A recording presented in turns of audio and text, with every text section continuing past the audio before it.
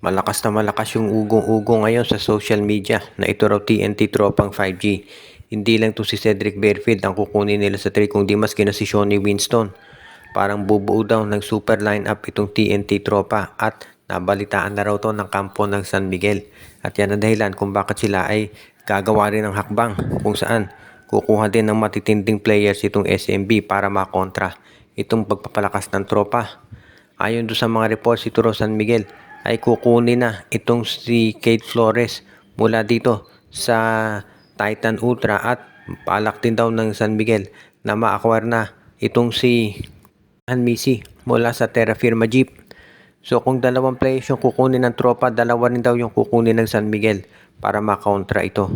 Hindi pa natin matiyak kung sino yung ibibigay na kapalit ng SMB pero base ito sa mga lumalabas na mga reports, mukhang ang gusto raw kunin ng San Miguel o yung ino-offer nila sa trading block ay si Wamit Yongson at si Andres Cahilig. Although posible na baka si Jeron Teng at si Chris Miller masama dyan.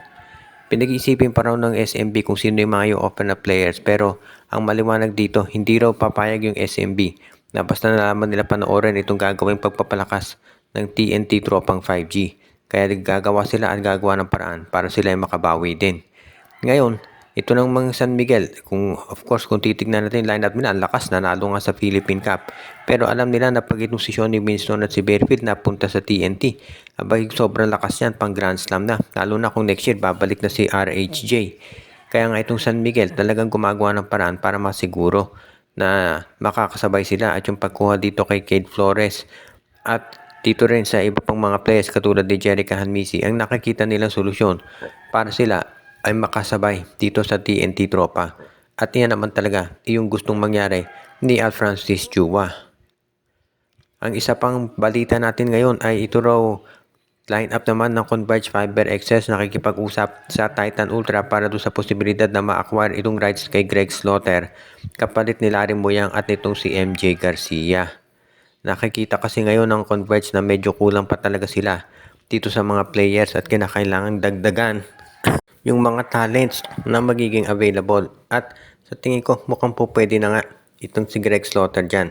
Ngayon, nasa SMC na lang yan. O rather, nasa Titan Ultra kung tatanggapin nila itong palitan na gusto ng Converge Fiber Xers. Kasi naman, itong si Greg Slaughter, alam natin na kahit 37 years old na yan, iba pa rin syempre yung meron kang 7-footer.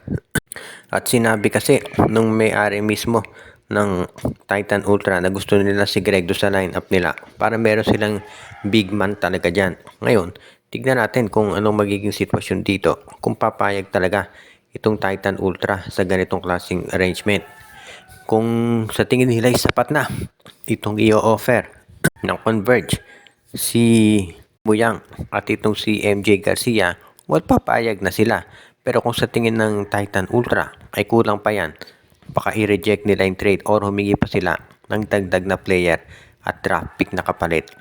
Ngayon, nandito na yan kay Coach Delta Pineda kung nadagdagan pa yung mga i-offer nila ng mga players.